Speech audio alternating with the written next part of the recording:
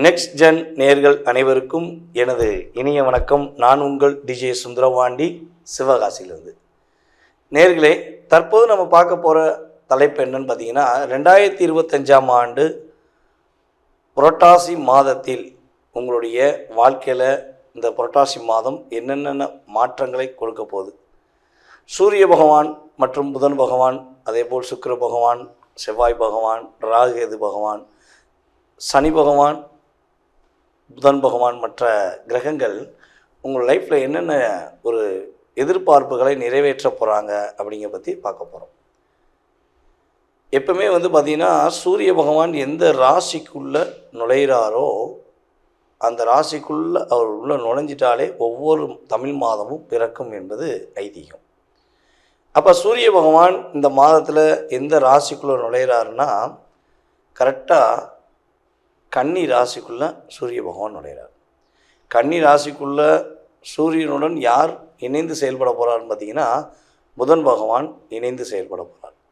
அதுக்கடுத்து புதன் பகவான் பார்த்திங்கன்னா கிட்டத்தட்ட இந்த புரட்டாசி மாதம் 16ஆம் தேதி வரையும் கன்னி ராசியில் இருப்பார். 16ஆம் தேதிக்கு அப்புறம் என்ன பண்ணுறாரு, 16ஆம் தேதியில் துலாம் ராசிக்குள்ளே நுழைகிறார். துலாம் ராசிக்குள்ளே யார் இருக்கா பார்த்திங்கன்னா, நம்ம அங்காரகன் என்று சொல்லக்கூடிய நம்மளுடைய காலபுருஷன் ராசிக்கு முதல் ராசியாக வரக்கூடிய, அதனுடைய அதிபதியாக வரக்கூடிய செவ்வாய் பகவான் அமர்ந்திருக்கிறார். துலாம் ராசியில் செவ்வாய் அமர்ந்திருக்கிறார். ராகு பகவான் பார்த்திங்கன்னா கும்ப ராசியில் அமர்ந்திருக்கிறார். சனி பகவானும் மீன ராசிக்குள்ளே வக்ர நிலையில், உத்திரட்டாதி நட்சத்திரத்தில் வக்ர நிலையில் அமர்ந்திருக்கிறார். குரு பகவான் மிதுன ராசிக்குள்ளே அமர்ந்திருக்கிறார்.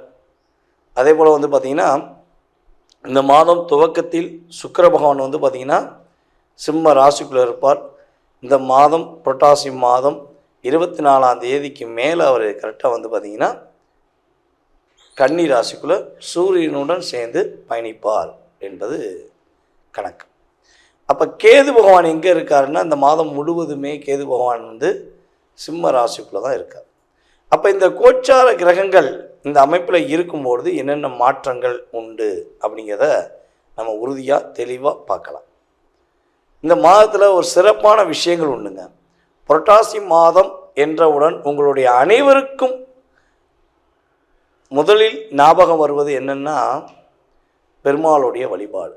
எல்லா பெருமாளுடைய ஸ்தலங்கள் எல்லாமே, வைணவ ஸ்தலங்கள் எல்லா ஸ்தலங்கள்லையுமே பார்த்திங்கன்னா இந்த புரட்டாசி மாதம் பிறந்துட்டாலே கோவிந்தா கோவிந்தா கோவிந்தா கோவிந்தா கோவிந்தான்னு சொல்லி மந்திர ஜபம் அதிகமாக ஒலிக்கக்கூடிய ஒரு வைப்ரேஷன் இருக்கும். எல்லா நாளுமே பெருமாளுக்கு உகந்த நாள் தான். ஆனால் அந்த புரட்டாசி மாதம் மட்டும் மிகப்பெரிய ஒரு சிறப்பான நாள். யாரெல்லாம் பெருமாள் கோயிலுக்கு எந்த மாதம் போகிறீங்களோ போகலையோ, உறுதியாக சொல்கிறேங்க, புரட்டாசி மாதம் பெருமாள் கோயிலுக்கு போகாமல் இருக்கவே கூடாது. உறுதியாக இந்த புரட்டாசி மாதத்தில் 1ஆம் தேதி முதல் புரட்டாசி மாதம் இறுதி வரையும் நீங்கள் என்ன பண்ணணும், குறைஞ்சது ஒரு 5 முறையாவது பெருமாள் கோயிலுக்கு போயிட்டு வந்துடுங்க. அதான் சொல்கிறாங்க, சனிக்கிழமை அவங்க செலக்ட் பண்ணாங்க நம்ம முன்னோர்கள். புரட்டாசி மாதம் சனிக்கிழமை பெருமாளுக்கு ரொம்ப உகந்த மாதம். அப்போ சனிக்கிழமை எல்லோரும் போங்க அப்படின்னு போக வச்சுருக்காங்க. எல்லாருமே போய்கிட்டு இருக்காங்க. போக முடியாத நபர்கள், சனிக்கிழமை போக முடியாத நபர்கள் எந்த கிழமைனாலும் போகலாம். ஓகேவா? பெருமாளை போய் இந்த மாதம் நீங்கள் எத்தனை முறை நீங்கள் தரிசனம் செய்கிறீர்களோ, அவரிடம் உங்களுடைய வேண்டுதலை வைக்கிறீர்களோ, உங்களுடைய கர்மாவில் உள்ள அத்தனை விதமான பிரச்சனைகளும் தீரும். நீங்கள் முன்னாடி உங்களுடைய பூர்வ ஜென்மத்தில் நீங்கள் செஞ்ச நல்ல விஷயத்துக்கான கர்மா நல்ல விஷயத்துக்கு செயல்படும். அது அதிகப்படியான ஒரு ஊக்கத்தொகையை கொடுக்கும். நீங்கள் உங்களுடைய பூர்வ ஜென்மத்தில் நீங்கள் ஏதாவது தவறான விஷயங்களையோ அல்லது உங்களுடைய முன்னோர்கள் செய்த கர்ம அடிப்படையிலையோ உங்களுடைய கர்ம அடிப்படையிலையோ பாவங்கள் செய்திருந்தால் அந்த கர்மாவை குறைப்பதற்கான ஆற்றல் சக்தி யார்கிட்ட இருக்குன்னா நம்மளுடைய பெருமாள்கிட்ட இருக்குது. அதனால் பெருமாளை நீங்கள் முழு மனதோடு தரிசனம் செய்வது மூலமாக உங்களுடைய வாழ்க்கையில் மிகப்பெரிய மாற்றம் உண்டு. இந்த புரட்டாசி மாதத்தில் இன்னொரு 2 சிறப்புகள் பார்த்துருவோம். புரட்டாசி மாதம் அமாவாசை. இது பார்த்திங்கன்னா மகாலய அமாவாசை.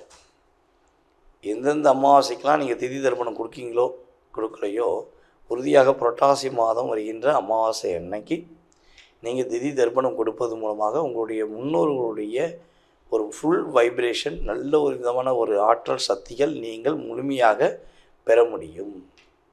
அப்போ புரட்டாசி அமாவாசை எப்போ வருது, என்ன கிழமையில் வருது அப்படின்னு சொல்லி பார்த்தீங்கன்னா, ஞாயிற்றுக்கிழமையில் புரட்டாசி அமாவாசை 6ஆம் தேதியில் வருது.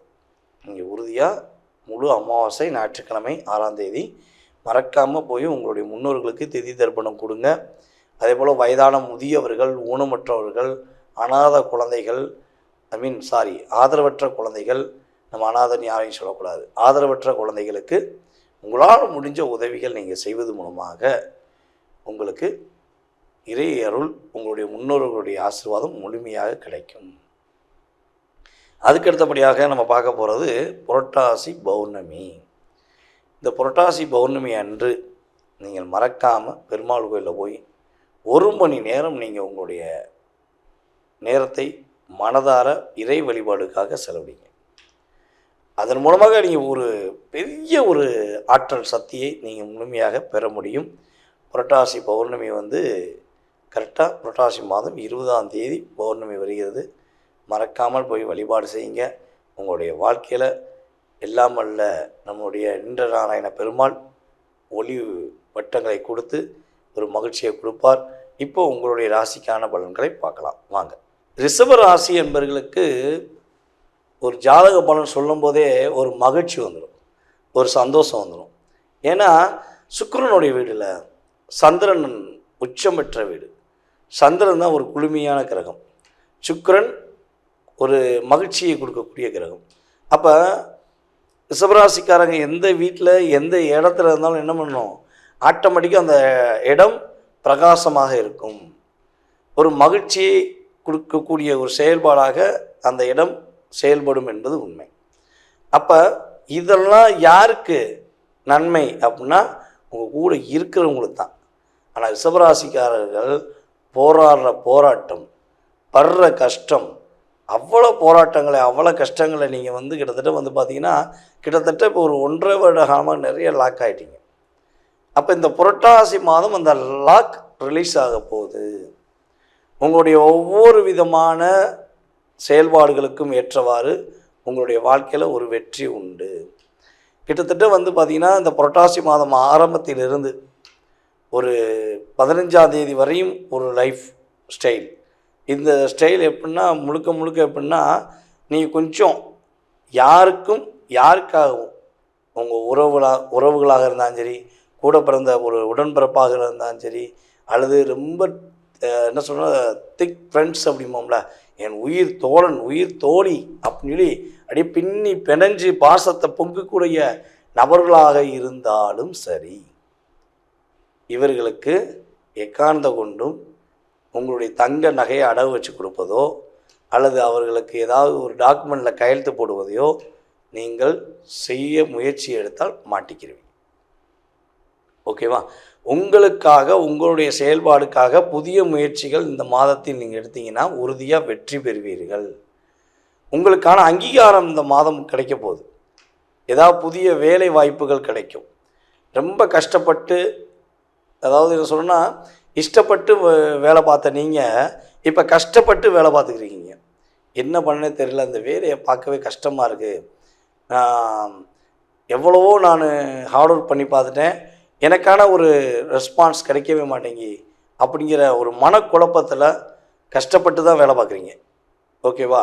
அப்போ அந்த கஷ்டப்பட்டு வேலை பார்க்குற தன்மையை இந்த மாதம் கோச்சார கிரகங்கள் மாற்றி அமைக்க போகுது.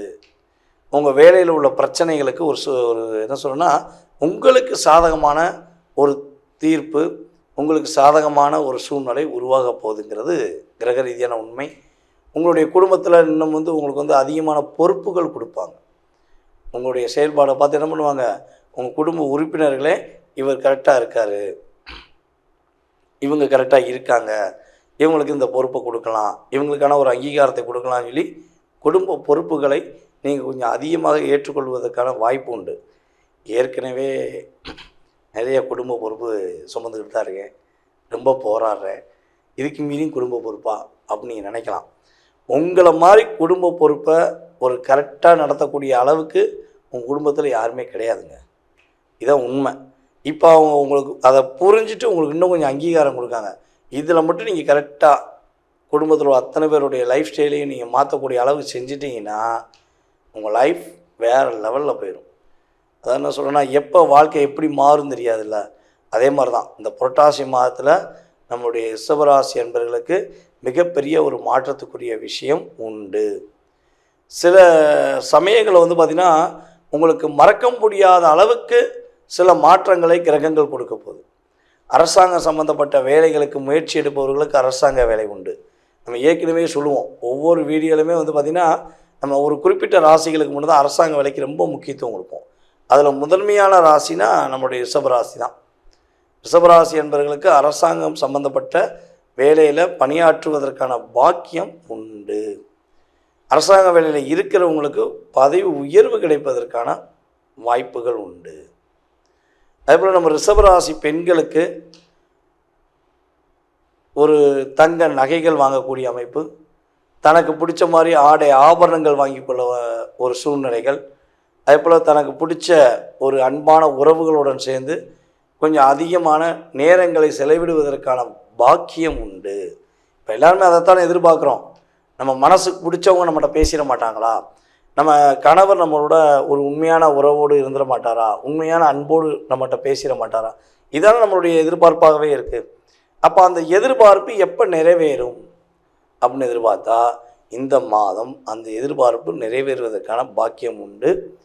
அதே போல் ரிஷபராசியில் கணவன் மனைவியை புரிஞ்சுக்கிறாமல் இருக்கிறவங்க, மனைவி கணவனை புரிஞ்சுக்கிறாமல் இருக்காங்க அப்படின்னா இந்த மாதம் மட்டும் புரிந்து கொள்வதற்கான முயற்சி எடுங்க.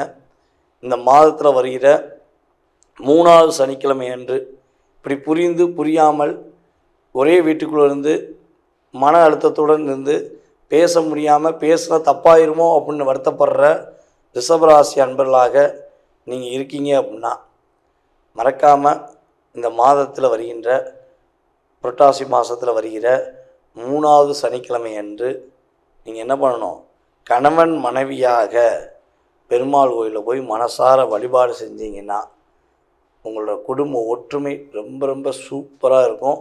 உங்கள் 2 பேருக்குள்ள அந்யோன்யம் சொல்லுவோம், புரிதல், அப்படி கண்ணால் பார்த்தனை புரிஞ்சுக்கிறது, மனசு விட்டு பேசுறதுக்கு முன்னாடியே தன்னுடைய ரியாலிட்டியை உணரக்கூடிய தன்மை எல்லாமே கோச்சார கிரகங்கள் அற்புதமாக கொடுக்க போகுது.